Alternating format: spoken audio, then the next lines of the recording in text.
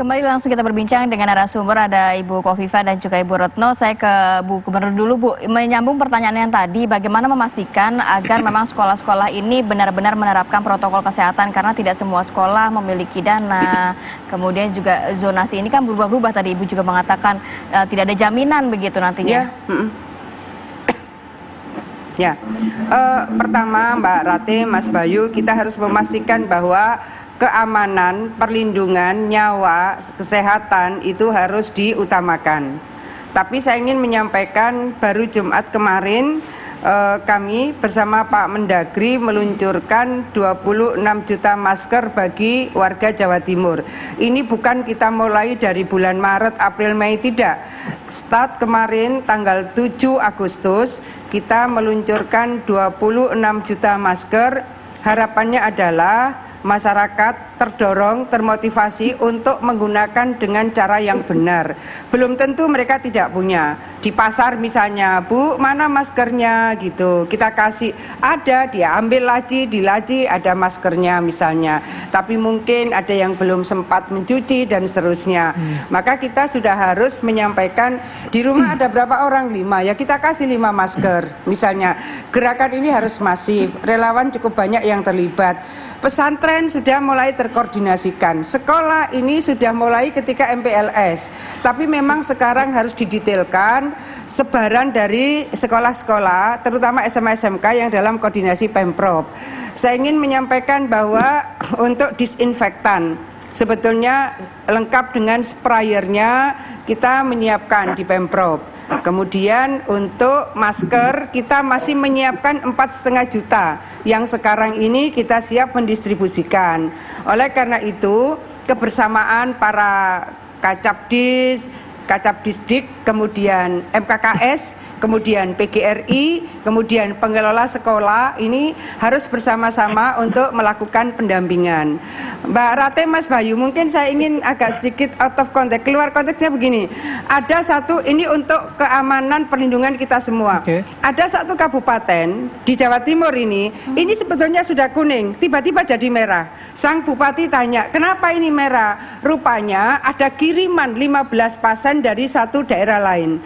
Jadi ini pun saya pernah mengkomunikasikan dengan Pak Kepala BNPB, Pak Doni, bahwa zonasi berdasarkan dengan peta terkonfirmasi terakhir itu sebetulnya tidak sepenuhnya merepresentasikan kondisi real. Karena apa? Tiba-tiba dia dapat kiriman, maaf dalam tanda petik, 15 pasien yang kemudian saya tanya, kenapa? Lah ya Bu, ini loh KTP-nya daerah ini, rumahnya daerah ini, bayar pajaknya daerah ini, loh kenapa dikirim ke Panjenengan? Saya bilang, iya Bu, karena tempat tanggal lahir itu tercatat di daerah kami. Itu kan artinya tidak ada kaitan dengan warna yang berubah di satu kabupaten.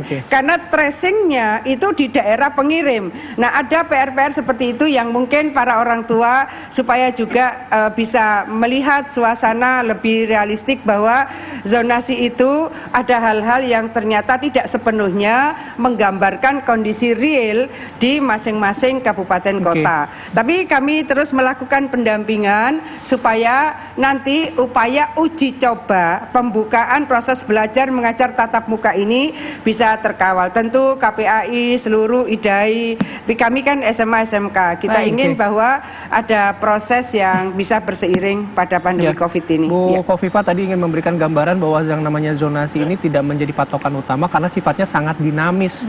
Oke, saya mau ke Bu Retno. Bu Retno, mungkin ada catatan tersendiri untuk wilayah Jawa Timur. Ya, untuk Jawa Timur kami memang belum datang ya ke lokasi untuk melakukan pengawasan langsung. Tetapi kami sudah melakukan pengecekan terkait dengan data kuesioner yang memang disampaikan oleh Kementerian Pendidikan dan Kebudayaan, karena di situ ada data sekolah-sekolah.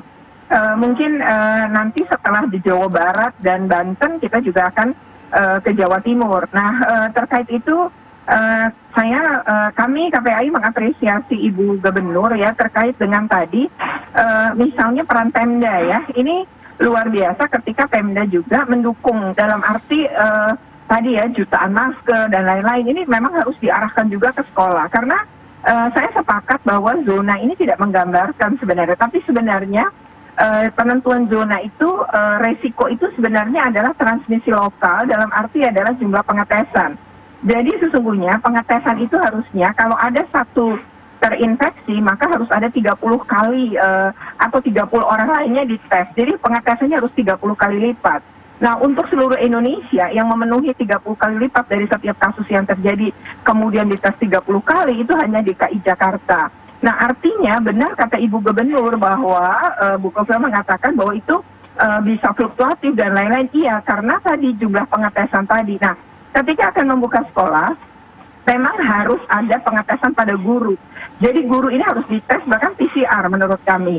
Kemudian yang kedua harus secara acak melakukan juga kepada siswa. Ini dalam upaya melindungi karena Tegal zona hijau, anaknya udah sekolah, ternyata anaknya tertular dari tamu yang datang dari Jakarta. Nah, artinya dia akhirnya kena tertular juga dan sempat sekolah selama 1 minggu. Nah, begitupun guru yang kemudian di Pariaman misalnya. Nah, ini kita kan untuk menghindari ya. Kemudian tadi ya terkait dengan gugus tugas, saya berharap Ibu Gubernur juga meminta sekolah-sekolah membuat tim gugus tugas di level sekolah. Jadi tadi Pak UU mengatakan mungkin pas nggak ada, bukan nggak ada, tapi belum dibentuk. Karena kami berharap ini ada. Kenapa ada? Karena persiapan ini membutuhkan orang-orang dalam tim di dalam sekolah. Jadi kepala sekolah akan membentuk tim yang akan menyiapkan semua infrastruktur. Jadi kalau pemerintah sudah membuka zona kuning, maka ini kan sebenarnya cukup bahaya untuk anak-anak. Tadi saya sepakat dengan Bu Kofifa yang mengatakan yang utama adalah kesehatan. Betul. Jadi ini hak sehat, hak hidup pertama, hak sehat kedua, baru hak pendidikan. Baik. Oleh karena itu, kalau kita berani membuka sekolah, maka kita harus mempersiapkan dan memastikan bahwa persiapannya benar. Maka dimulai lewat SK kepala sekolah terkait dengan tim gugus tugas di sekolah, bikin job desk, mempersiapkan mulai dari wastafel, memperbaiki sanitasi sekolah, kemudian disinfektan tadi ada dukungan-dukungan itu menurut kami sangat luar biasa. Memang perlu ya, daerah pun butuh untuk mendorong sekolah dan memfasilitasi sekolah, tidak hanya pemerintah pusat. Baik, itu sudah ada masukan dari KPAI kepada Jawa Timur dan juga sebelumnya ada Jawa Barat. Mudah-mudahan jadi masukan yang berharga untuk mengambil kebijakan. Boleh nambahin sedikit Mas, kami akan dapat koordinasi nasional. Setelah seluruh pengawasan, kami berharap Bu Kofifa bahwa Dinas Pendidikan juga akan hadir. Begitupun tadi Pak UU, Dinas Pendidikan Jawa Barat, Jawa Timur, kami sangat berharap hadir untuk mengetahui hasil pengawasan yang dilakukan oleh KPAI di berbagai daerah di Indonesia. Demikian. Baik, terima kasih sekali lagi Bu Retno, Bu Kofifa juga terima kasih sudah bergabung bersama kami pagi hari ini. Selamat beraktivitas, semoga sehat selalu. Selamat pagi, Assalamualaikum warahmatullahi wabarakatuh. Waalaikumsalam. Kita akan hadirkan informasi mengenai pelaku pemerkosaan di wilayah Bintaro, Tangerang, di mana sudah ditangkap oleh pihak kepolisian. Kita hadirkan informasinya sesaat lagi.